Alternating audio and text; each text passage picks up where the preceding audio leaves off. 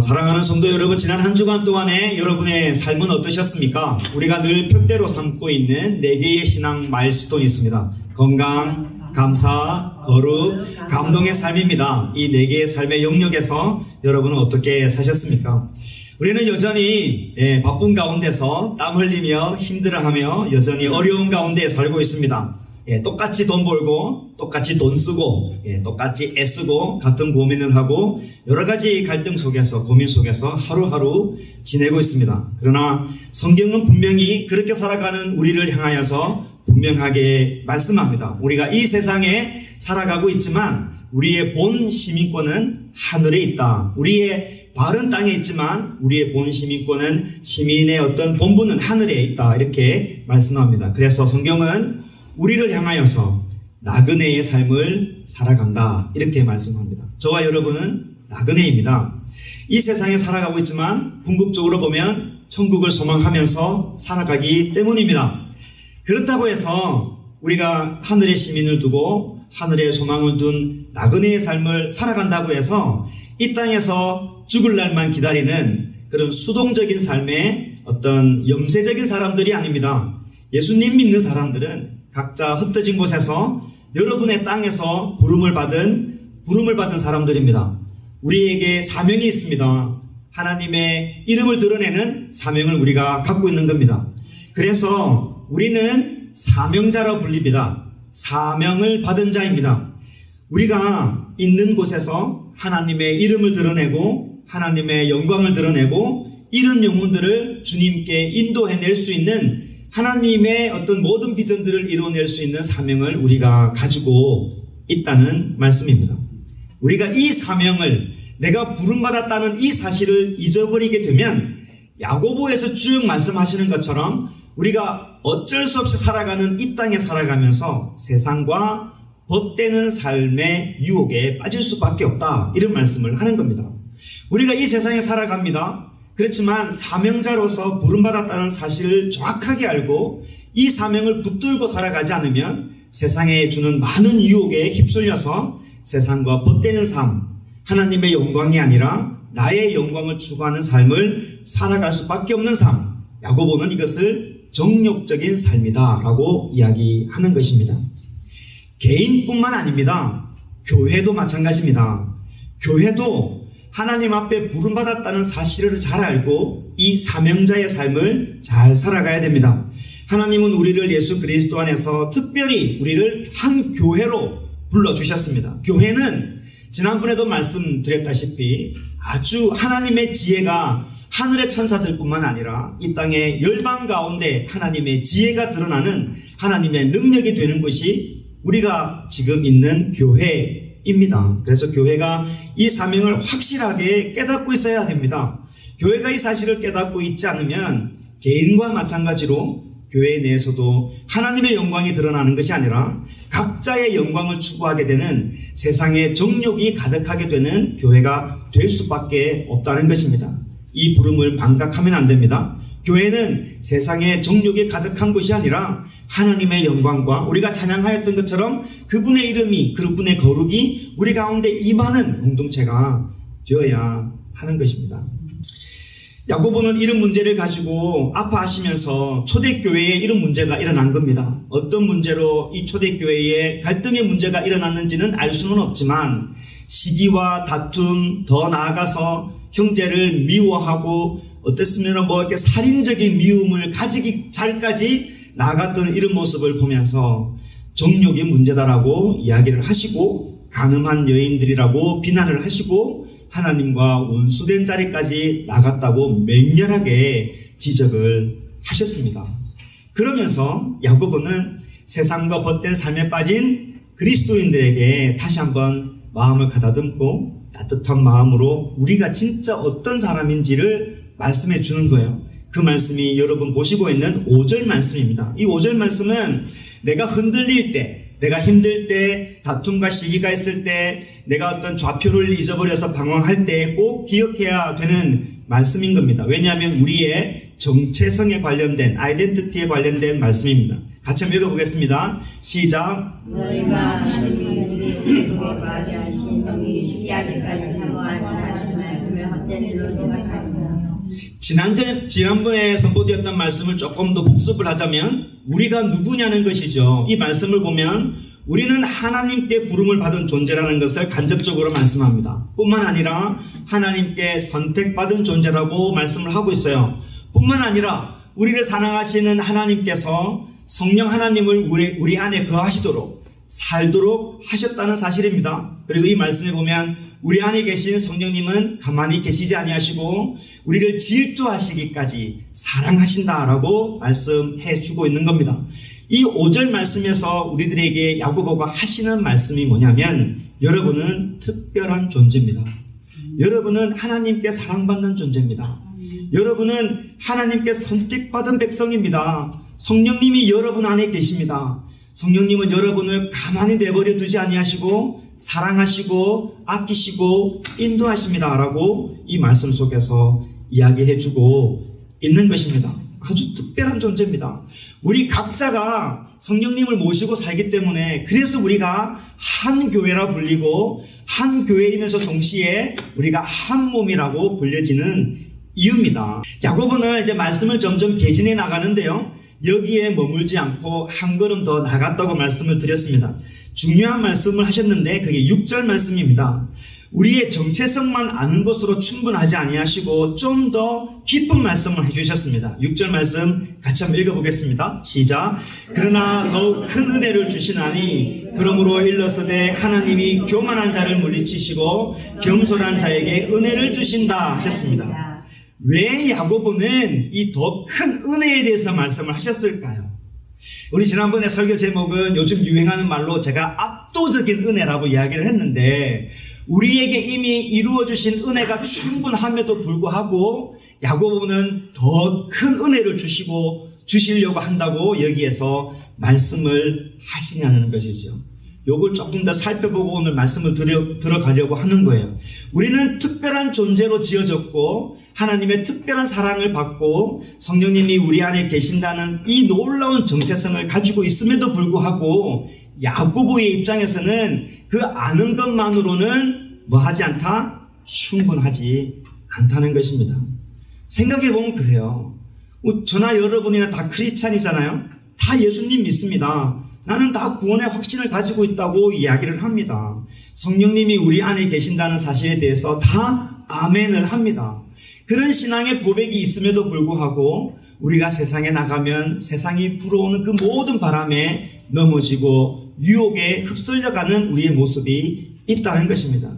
초대교회도 마찬가지였던 것 같아요. 다툼과 시기와 이런 살인적인 미움이 가득했던 우리 믿음의 선배들을 가만히 봐도 이 사람들의 신앙의 정체성은 확실했습니다. 유대인이잖아요. 하나님 앞에 특별히 선택받았던 이 선민의식도 강했고 또 개종해서 예수 그리스도를 믿었잖아요. 선생이잖아요. 예수님에 대한 고백이 확실했습니다. 그럼에도 불구하고 교회 내에 유혹의 문제가 다가왔고 교회가 난리가 난 것입니다. 믿음의 고백은 다 합니다. 하나님을 아버지라 고백을 하지만 세상의 종욕에 빠져서 그걸 헤어나오지 못하는 아픔을 겪고 있는 것입니다. 저 같은 목회자를 봐도 그래요. 예수님 제가 안 믿겠습니까? 안 믿고 어떻게 목사의 노릇을 하겠습니까? 신학 공부하고 또 많은 신앙의 서적을 읽었기 때문에 나름대로 탄탄한 배경을 가지고 있지 않겠습니까?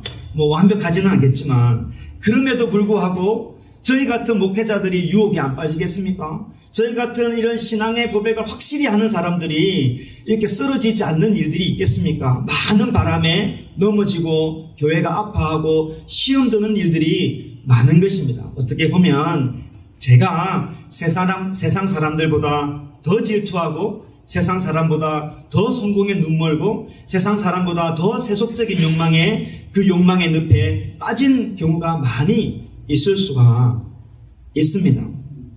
그래서 구원의 확신만으로는 안 된다는 겁니다. 하나님 저를 믿습니다. 이 고백만으로는 안 된다는 겁니다. 야고보는 그래서 우리에게 뭐가 필요하다고 이야기합니까? 은혜가 필요하다고 이야기합니다. 그냥 은혜가 아니라 더 큰 은혜가 필요합니다. 라고 이야기를 합니다. 옛날에 의식이가 이제 지금은 어디 가 있지만은 맨날 이제 한국말을 잘 모를 때 앉아가지고 이제 설교 말씀을 듣고 있잖아요. 근데 하다 보니까 설교 중에 제일 많이 쓰는 단어가 뭡니까? 은혜잖아요. 근데 은혜 하니까 은혜가 뭐야? 하고 이제 grace 하고 이런 말을 하더라고요. 우리가 흔히 듣는 단어가 은혜이지만 야고보는 진짜 우리가 은혜가 필요합니다라고 말씀을 하는 겁니다. 저 같은 목회자들 뿐이겠습니까? 여러분의 삶은 어떻습니까? 여러분의 삶은 정말 은혜 충만하여서 한결같은 신앙으로 잘 살아가고 있습니까? 우리의 삶 속에서 특별히 신앙의 연수가 있고 남에게 신앙을 가르치려고 하는 사람들은 한결같이 하나님의 은혜 속에 있어야 한다고 지금 교회 지도자들에게 야고보가 이야기하는 것입니다. 왜냐하면 신앙의 연수가 깊을수록 하나님에 대한 지식이 확신할수록 그 신앙이 신념이 되고 자기의 자존심이 되는 경우가 너무 많아서 뜻대로 되지 아니하면 상처를 받고 마음 상하는 일이 너무 많기 때문에 야고보는 항상 하나님의 은혜 속에 있어야 된다라고 말씀을 해 주시는 것입니다. 교회에 오래 다녀도 은혜가 식으면 금방 세속적인 삶이 우리 가운데 찾아옵니다. 이 말씀을 여러분 잘 들으셔야 합니다. 이제 야고보가 말씀을 하십니다. 야고보는 누구에게 이런 더 큰 은혜가 필요하다고 지금 말씀하고 있습니까? 은혜가 우리들에게 너무너무 필요한데 누구에게 이 은혜를 주신다고 말씀합니까? 겸손한 자에게 이 은혜를 주신다고 말씀하셨습니다. 지난번 설교와 조금 컨티뉴해서 조금 더 이렇게 체인처럼 엮어 들어가는데 이 말씀을 좀 더 생각해 보면 굉장히 아이러니한 부분이 있습니다. 제가 설명을 잘 할 수 있을까 굉장히 스스로 의심이 되지만 여러분의 탁월한 언더스탠딩 능력을 제가 기대를 합니다. 정력적인 삶을 가만히 보십시다. 야고보는 지금 누구를 향해서 편지를 썼습니까? 크리스찬들에게, 특별히 교회 내에 문제가 일어났던 정욕에 사로잡힌 사람들에게 이 서신을 쓰고 있는 것입니다. 정욕적인 사람이 누구라고 그랬습니까? 자기 자신밖에 모르는 사람입니다. 어쨌든 주변에 사람이 죽든 저 사람이 망하든 나만 잘 되면 된다는 것입니다. 교회 내에서도 나의 포지션을 확실히 지키면 된다. 다른 사람 떠나든지 말든지 자기 자신의 영광만 사모하는 사람이, 어떤 교만한 사람이, 자기 자존심을 지키려고 하는 사람이 정욕적인 사람인 거예요. 야고보는 지금 이 사람에게 하나님의 더 큰 은혜가 필요하다고 이야기를 하는데 이 하나님의 은혜는 누구에게 임한다고 합니까? 겸손한 자에게 임한다고 하니까 이 말씀을 가만히 생각해 보면 이 교만한 정욕적인 사람이 하나님의 은혜를 받을 수 있을까 하는 생각이 드는 겁니다. 야고보는 여러분에게 하나님의 큰 은혜가 필요합니다. 누구에게? 겸손한 자세를 취하면 이 은혜가 생깁니다라고 말하는데 이 말씀을 듣고 있는 저의 입장에서 가만히 보면 그 초대교회 상황을 가만히 생각을 해보면 싸우고 다투고 정욕의 문제가 있고 세상의 삶이 머릿속에 가득하게 있는 이 사람이 과연 하나님의 이 약속된 큰 은혜를 받을 수 있을까? 안타까운 마음이 드는 것입니다. 그러면 이 사람이 그 놀라운 큰 은혜를 받으려면 과감한 결단을 해야 합니다. 그렇지 아니하면 이 은혜를 누릴 수가 없는 거예요. 우리가 늘 하는 우스운 이야기가 있잖아요. 여러분, 계란이 먼저입니까? 닭이 먼저입니까? 아주 유치한 질문이죠. 그죠? 네, 어제 누가 또 묻더라고 또. 그거는 우리 창조론을 믿는 사람은 닭이 먼저지. 또 이렇게 논쟁을 좋아하는 사람은 하나님이 계란을 창조할 수 있었지 않냐, 쓸데없는 이야기들을 하고 있습니다. 제가 그 질문의 내용을 여기에서 한번 비춰보면 이렇게 교회 내에 교만한 사람, 절대 꺾어질 수 없을 듯한 이 사람이 하나님의 은혜로 꺾어지는 것이겠습니까? 아니면 이렇게 정욕에 사로잡혀서 교만한 사람이 스스로 자기 자신을 쳐서 교만이 사라지고 겸손해져야 하나님의 은혜가 임하겠습니까? 그 퀘스천입니다. 헬로. 한번 생각해 보시라고 하는 겁니다. 야고보의 질문을 가만히 듣고 보면 진짜 이 겸손할 수 없는 사람이 정말 어떤 수도적인 삶을 살아서 루트가 그런 것처럼 계단에 무릎을 꿇고 막 자기를 깎아야만 이 하나님의 은혜를 받을 수 있습니까? 아니면 뭐 어쩔 수 없다고 막 살아가는데 하나님이 번개처럼 은혜를 팍 주셔가지고 갑자기 겸손해지는 삶을 살겠습니까? 그런 질문을 딱 가지고 야고보가 강조해서 하시는 말씀을 들어야 합니다. 그 말씀이 뭐냐면 겸손해야 하나님의 더욱 큰 은혜를 받을 수 있습니다 라고 말씀합니다. 물론 하나님의 은혜로 교만한 자가 꺾어집니다. 사도 바울도 그렇게 교만했는데 다메섹에서 예수님을 만나서 꺾어졌습니다. 그리고 우리가 흔히 간증을 듣는 것처럼 길거리에서 뒷골목에서 어깨 하시는 이 큰형님들이 예수님을 만나서 그 완전히 교만이 꺾어져서 순전한 양이 되어 있는 간증들이 되게 많이 있습니다. 꼭 뒷골목에 있는 형님뿐만 아니라 여러분 자신을 이렇게 가만히 돌이켜봐도 다 예수님 믿기 전에 세상에서 다 한가닥들 하셨던 분들 있잖아요. 그죠? 네. 다 한가닥 하셨던, 다 한가닥들 하셨던 분들이지만 그 교만하고 세상에서 내가 주인인 것처럼 살았는데 주님의 은혜로 인하여서 우리가 꺾어지고 지금 나름대로 겸손한 자가 그나마 되었지 않습니까? 그죠? 그런데 이 프로세스 과정을 가만히 들여다볼 필요가 있는 거예요.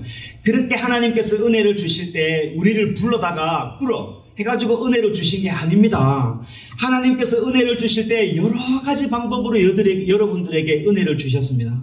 어떤 사람은 하나님의 말씀으로, 어떤 사람은 한강에 뛰어내리기 직전에 내가 교회 한번 가보겠다고 교회 갔는데 거기에서 은혜를 받는 사람도 있고, 어떤 사람은 찬양 집회에 갔는데 그 쏟아지는 찬양의 그 은혜에 감격해서 하나님의 말씀이 들리는 경우도 있습니다. 각자에게 하나님께서는 마음에 노크를 하시고 믿음을 선물로 주셔서 그 은혜로 말미암아 하나님을 보게 하시고 하나님을 듣게 하셔서 그 십자가가 우리 가운데 오셔서 우리가 믿어서 우리가 더욱더 겸손해지는 더 큰 은혜를 누리게 되었습니다. 야고보가 이야기하는 것은 하나님께서 은혜의 노크를 하실 때 겸손한 자가 그 은혜를 받아들여서 더 큰 은혜를 받는다고 말씀을 해주고 있는 것입니다. 그래서 하나님께서 여러분에게 은혜를 주실 때 겸손한 태도로 그 은혜의 말씀을 받을 필요가 있는 것입니다. 우리가 하나님께서 여러 가지 방편으로 여러분에게 은혜를 주실 때 믿음으로 그것을 겸손하게 받아들여서 그 은혜가 여러분에게 큰 은혜가 되어야 된다고 야고보가 여기에서 말씀하는 것입니다. 그 은혜가 어떤 은혜입니까? 우리를 완전히 새롭게 하는 은혜입니다. 고린도후서 5장 17절 여러분이 잘 아시는 말씀대로 누구든지 그리스도 안에 있으면 우리는 새로운 피조물입니다. 이전 것은 지나갔으나 보라 새 것이 되는 그런 은혜가 우리 가운데 있는 것. 하나님의 은혜가 우리 가운데 항상 있습니다. 겸손하게 반응할 때 그때 더 큰 하나님의 은혜가 우리 가운데 있습니다. 다시 질문으로 돌아가 볼까요? 닭이 먼저냐 계란이 먼저냐? 하나님의 은혜가 먼저입니까? 아니면 겸손해야 되는 것이 먼저입니까? 네, 당연히 하나님의 은혜가 먼저죠. 당연히 하나님의 은혜가 먼저입니다. 그럼에도 불구하고 야고보가 강조하는 것은 이렇게 하나님의 은혜가 임할 때 겸손하게 그것을 받아들여야 더 큰 하나님의 은혜가 우리 가운데 있게 되고 그게 너무너무 필요하다고 이야기하는 것입니다. 정욕에 사로잡힌 사람에게도 세상과 벗된 유혹에 빠진 사람에게도 하나님의 은혜는 끊임없이 차별 없이 임합니다. 여러분이 세상에 잠시 정신없이 바빠서 하나님께 등 돌리고 어쩔 수 없이 예배에도 빠지게 되고 삶이 궁핍해지고 어려워져도 하나님의 은혜는 여러분의 그런 삶 때문에 멈추지를 않습니다. 하나님의 은혜는 이루 말할 수 없는 것으로 계속해서 부어주십니다. 중요한 것은 이 하나님의 은혜의 말씀이 임할 때 겸손하게 반응하는 것입니다. 사람의 논리와 세상의 방법으로는 사실 말도 안 되는 이야기입니다. 우리들이 제일 싫어하는 단어가 뭡니까? 배신입니다. 배신. 우리가 제일 싫어하는 단어가 배신 아니겠습니까? 누구하고 신뢰를 하고 이랬는데 누가 나한테 배신하면 그렇게 싫은 게 어디 있겠어요. 세상의 방법으로 치면 말도 안 되는 일입니다. 아버지 하나님을 따라가다가 내 마음대로 살아가는 집 나간 탕자와 같은 삶을 보고 있으면 얼마나 마음이 아프겠습니까? 그럼에도 불구하고 아버지의 마음을 가지신 우리 하나님께서는 끊임없이 우리가 하나님 앞에 돌아오기를 기다리고 있는 것입니다. 그렇게 은혜가 임할 때 그때 겸손해야 합니다. 진짜 겸손해야 합니다.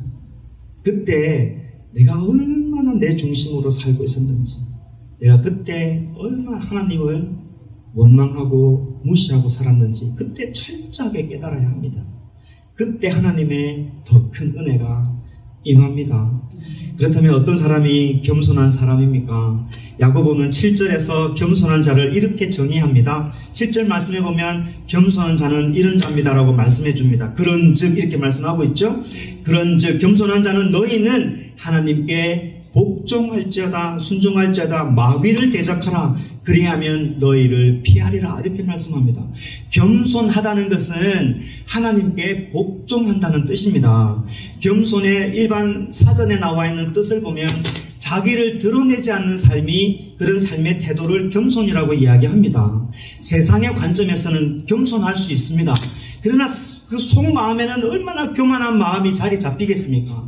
그러나 성경의 영적으로 보면 그 속마음까지도 하나님 앞에 복종해야 겸손하다 이렇게 말씀을 하고 있는 겁니다. 야고보는 진짜 겸손이 무엇인지를 두 가지로 말씀합니다. 하나는 하나님께 절대 복종하는 것이고 둘째는 마귀를 대적하는 것이 겸손한 자의 모습이라고 이야기합니다.